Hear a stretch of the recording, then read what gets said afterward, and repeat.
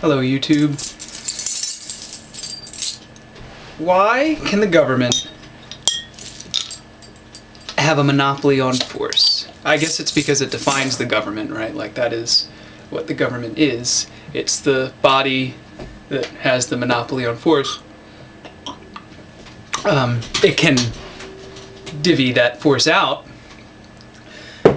and I don't really like it. I don't think that anyone has the authority to initiate force against anybody else.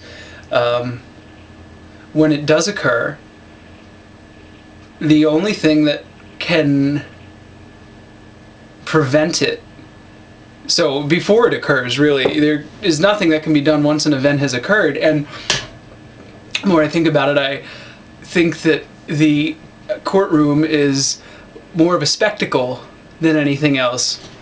In cases of adjudication and deciding contract terms and things, those can be arbitrated by any third party, really. But I'm talking about things like murder and even rape and heinous crimes that are more of a spectacle to appease the person against whom wrong has been done than they are a means of either preventing crime or dissuading would-be criminals. So I doubt the effects, and I'm sure in this just sort of multi-threaded environment where we have this we've got this system where there are all these adjacent paths for a goal to be accomplished via, and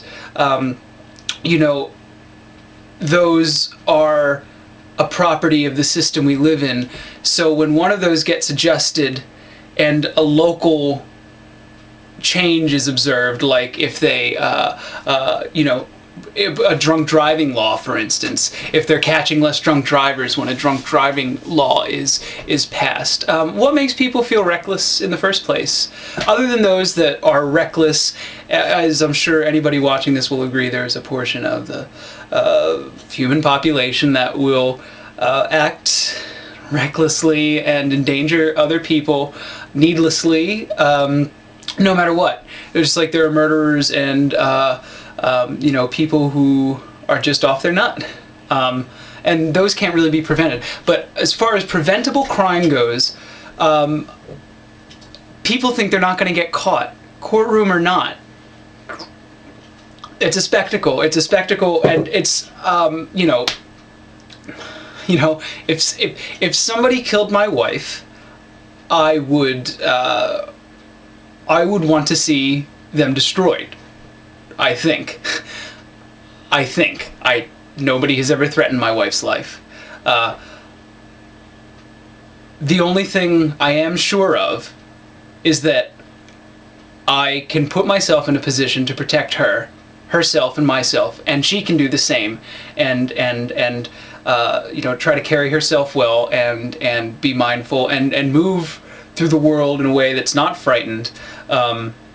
Like we are today. I just saw this man in Brisbane who, with a 30-centimeter bayonet, according to I don't have the tab open any longer, according to Aussie newspaper, and some gasoline, threatening to blow himself up, and they shut down the central business district of Brisbane, and I can't believe it. I don't know why something like that would even have that sort of attention called to. So I saw it on Bertovsky's in my subscriptions, and I responded that I'd talk to him. And I'm sure that's what any sensible person would do, but a person can be sensible, but people aren't sensible. So if you have a group of people and somebody holds up a bayonet, they said, but it's a 30-centimeter long bayonet. Where do you need a fucking bayonet from? That was like a machete. That's what I was thinking, but the word was bayonet. So somebody brandishing a bayonet, and however he was going to ignite the gas, You know, you handle the situation.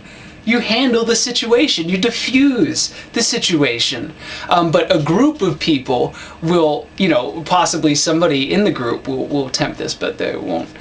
You know, a person is smart, but people are dumb.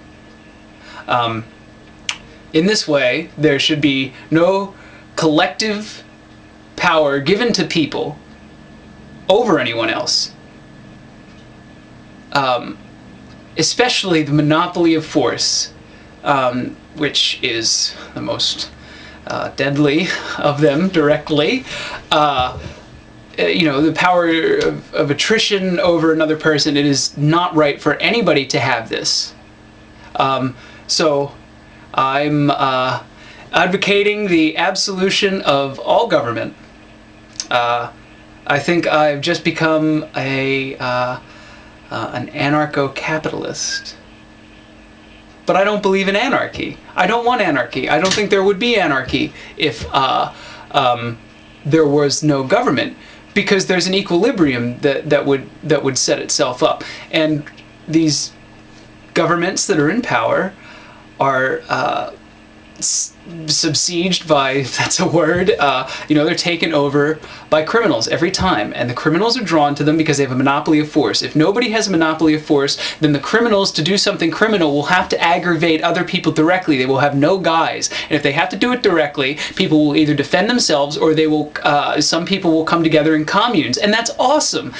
You can have, I really abhor socialism. I think it's morally and ethically wrong, but a lot of socialists I love. You know, there are a lot of people who share those views that in general are, you know, I just think are fantastic people. And I think they should be able to get together and force their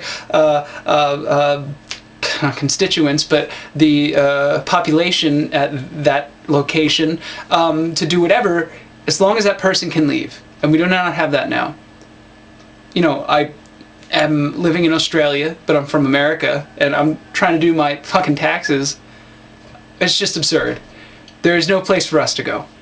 And absolution of government would be the only place. So maybe I'll get some interesting feedback to that.